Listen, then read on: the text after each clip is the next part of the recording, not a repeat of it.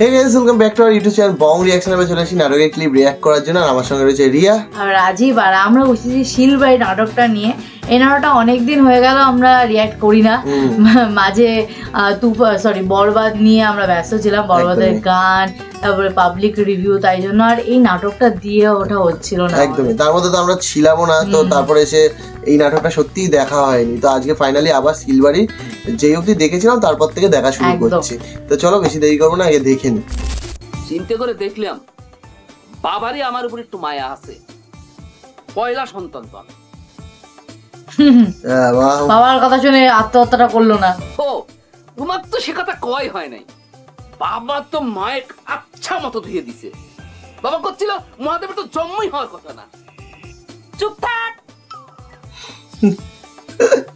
তোর মতো সুকুমার ছেলের যে বিষ খাওয়ার মুরিদ নাই, তোর বাপ না জানলেও আর সকলে ঠিকই জান। ক্যারে তুই কি তাহলে চাইছিলু যে আমি বিষ খেয়ে আত্মহত্যা করি? হ্যাঁ, আবার স্বামীর নাম ধরে কথা করছো, খুব উন্নতি হয়েছে দেখতেছি। হ্যাঁ ক্যারে, তোর মুখের দিক তাকায় আমি রেটম খাওয়া বাদ দিলাম, আর সেই তুই এসে আমাকে করছো আত্মহত্যা করবে। দেখলু কিরম মিথ্যাবাদী তুই। হ্যাঁ, এতক্ষণ তুই করছিল তোর বাপের কারণে তুই বিষ খাওয়া বাদ দিছ, সেই কথা এখন উল্টে আমার জন্য বিষ খাওয়া বাদ উল্টে দিলাম, পুরো দেখতে পেলাম তো।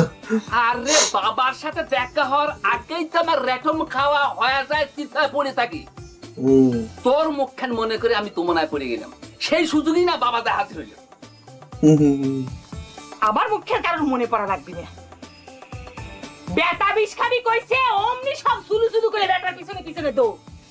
আর আমি এই পুষ্পরানীদের সারাদিন মুখে কাঁচা জল দেই নেই। একটা মানুষ খোঁজ খবর নিছে সেটা কেউ নেয় নাই, কিন্তু মেজবের পায়ের কাছে ঠিকই যায় গড় হয়ে বসেছিল, সকলে মিলে যায় গড় হয়ে বসেছিল। আমি তো মানুষ না, আর লোকের কথা তো বলছি, লোকের দোষ দিয়ে লাভই বাকি আমার। ঠিক যার সাথে 7 পাক ঘুরিয়ে এই বাড়িতে আইছিলাম, সে কি একটা আমার মুখের ভাষা দিয়ে আমাকে জিজ্ঞাসা করেছে, পুষ্পরানী সারাদিন কি মুখে জল দিছ? আসলে দুনিয়াটাই হয়েছে শক্তের ভক্ত নরমের জম, বুঝছো? মায়ের সাথে আমি এর যদি পূজা করা না করেছি তা আমার নাম সুকুমার শীল না। এই বড় হয়ে কি আমরা অপরাধী হয়ে গেছি? হ্যাঁ, সারা জীবন গাধার মতো খাইতে গেলাম, হ্যাঁ, কোনো মূল্যায়ন নাই। আমার বল না খায়া থাকে, হ্যাঁ, দেখার মানুষ নাই পৃথিবীর বুকে। ঘরে বড় বড় কামাইদার এসে গেছে না?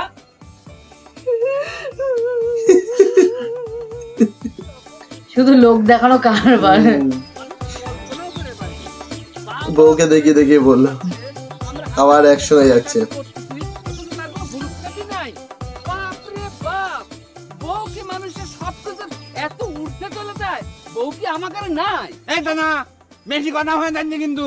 হ্যাঁ বেশি হয় যাচ্ছে, উচিত কথা বলে বেশি হয় রে। কি উচিত কথা রে? কথা না, বাপের ঠেকাবার গেছিল। হ্যাঁ আলাদা হবি, কথা বলি হলো আলাদা। ব্যাগ পেয়েছে ব্যাগ। এই দেখি রে,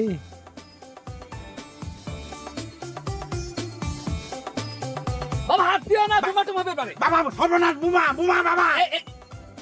বুমা বুমা।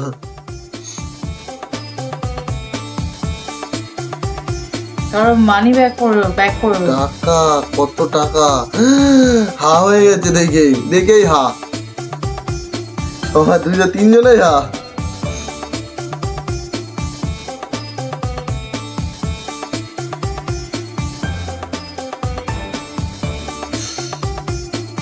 গেল না, ফিরে গেল।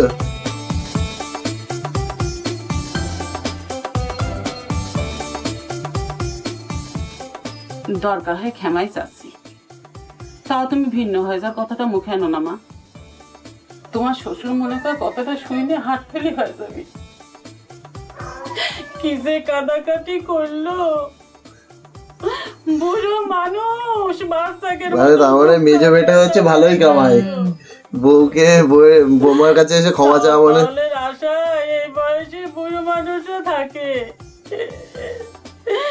আর এখন যদি এসব সহ্য করা লাগে মনের কষ্ট বড় কষ্ট রে মা। আমার ভাগ্যে আলাদা হলেও শান্তি নেই, না হলেও নাই, সেটা আমি বুঝে গেছি।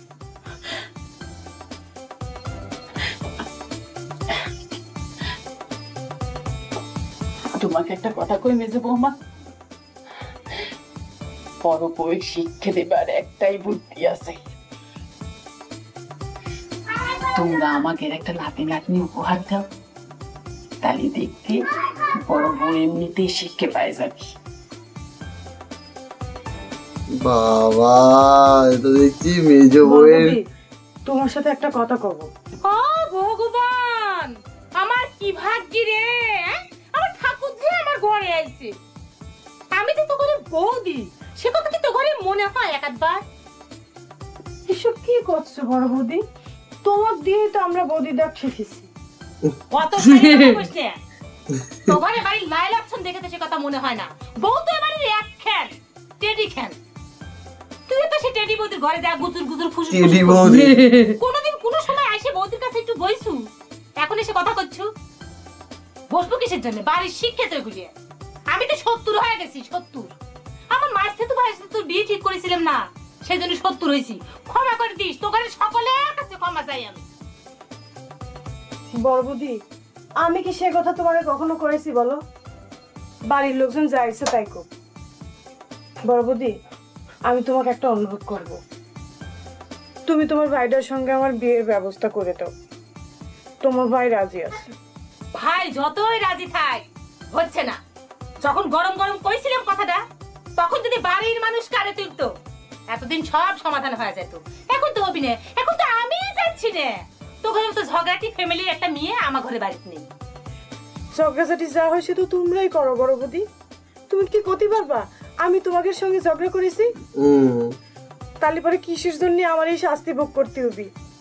তুমি কি চাও আমাকে দুইটা জীবন নষ্ট হয়ে যাক?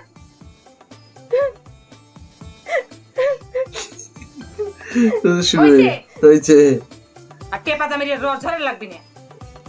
গোষ্ঠী ধরে পাইছেন তো এক বুদ্ধি। আসল কাজ করে আসবেন অন্য জায়গায়, আর পুষ্পরানীর কাছে এসে টেপা জামের রস, বয়সের কথা, মায়া বাড়ানির বুদ্ধি বুঝিনি আমি এগুলি সব বুঝতে পারি।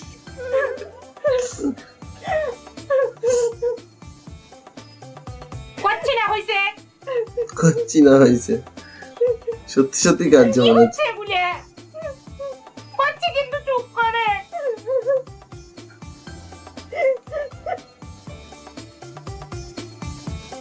ব্যাগ ভর্তি টাকা, ব্যাগ ভর্তি টাকা, খবর চলে এসছে। তিনজনই কি মেঘনিক দেখলাম, ঠিক না হলে মনে বাবা ব্যাগ নিয়ে হিঙি ঘরে দরজা নিত। আমার তো বিশ্বাসই হবার চাচ্ছে না। আমার ঘরে বাড়ির কোনো নাই তো তোমার বিশ্বাস হয় না। বাবা, বাপে টাকার ব্যাগ পাইছে তাতেই মহাদেব শিলের মেজাজ গরম হয়ে গেছে। আগে টাকার ভাগ পায় নাও, তারপর মেজাজ দেখায়। আমি কথা হলি বাড়ি তার মেজাজ মেজাজ দেখো তাই না? তুমি কেমন করে কথা কও কিন্তু একবার খেয়াল করে দেখো, খালি নিজের মুখের সামনে একবার আয়না ধরে নিও, তোমার এই সুন্দর মুখ এবার দেখা যায়। জানি সে কথা, আমি যাক ওই মন দিয়ে শোনো। এখন কিন্তু আলাদা হওয়ার কথা ভুল করে একবার মুখেও আনবে না, বুঝছো? শোনো, এখন তো আলাদা হবে।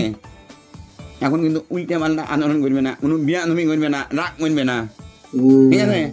এখন একদম মাথায় তুলে রাখবে নাকি? আমার সাথে যদি কোনো উল্টে পাল্টা আন্দোলন করো তাহলে পরে কিন্তু দাদা বৌদি সুযোগ পাই যাবি, বুঝছো? ও শোনো, যেটা করবে আর মাঝে মধ্যে বাবার কাছে যাবে, বাবাকে একটু আদর যত্ন করার চেষ্টা করবে। মনে করে যে তার মাথায় একটু মাঝে মধ্যে তেল ফেঁচে দিলে, তারপর স্নান করার জন্য বালতি করে জল উঠিয়ে দিলে, মোট কথা সেজন্য তোমার প্রতি খুশি হয়, বুঝছো? সেই যে সে ঘরের মধ্যে ঢুকিছো, কথা নাই বার্তা নাই, রাত হয়ে গেল তো শিব ঠাকুরের মতো বসেই রইছো। আচ্ছা, এদিকে বলেনি এখনো, বলা যাচ্ছে না, ওইদিকে বলা হয়ে গেছে। ঝগড়া বাঁধাচ্ছিল নাকি?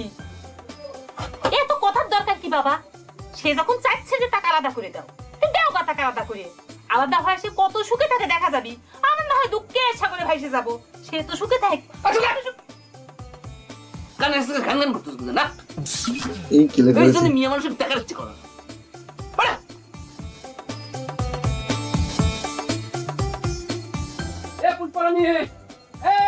এসো শিগগির এসো, এদিকে এসো। দেখো দেখো, এই দেখো সিংহাসন নিয়েছি আমার বাবার জন্য, সিংহাসন নিয়েছি।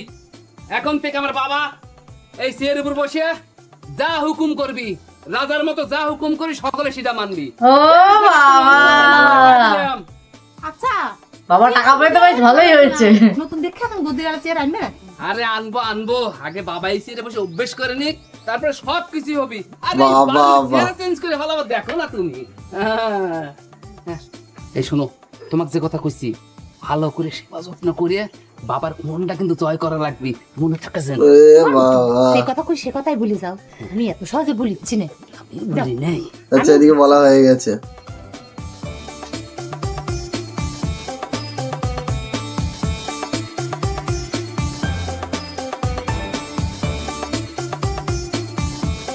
কি হয়েছে এদিকে আবার? কি করছে?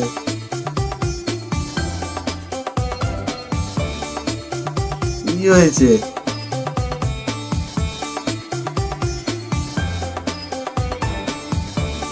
করছে নাকি? কি চাইছে সেটা তো বুঝতে পারছি না।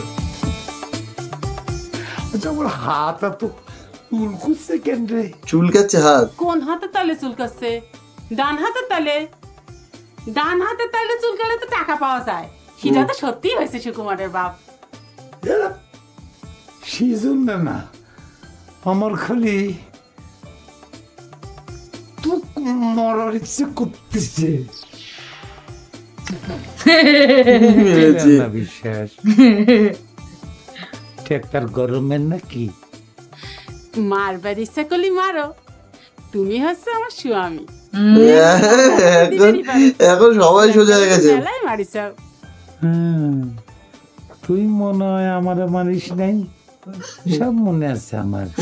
একবার উড়িয়ে উড়ায় মারিছিলি, এই যে এখানে দাগ দেখ। পিড়ি উড়িয়ে মারিছিল নাই? ওই পাপের কথাটা মনে করাই দিও না যে সুকুমারের বাপ।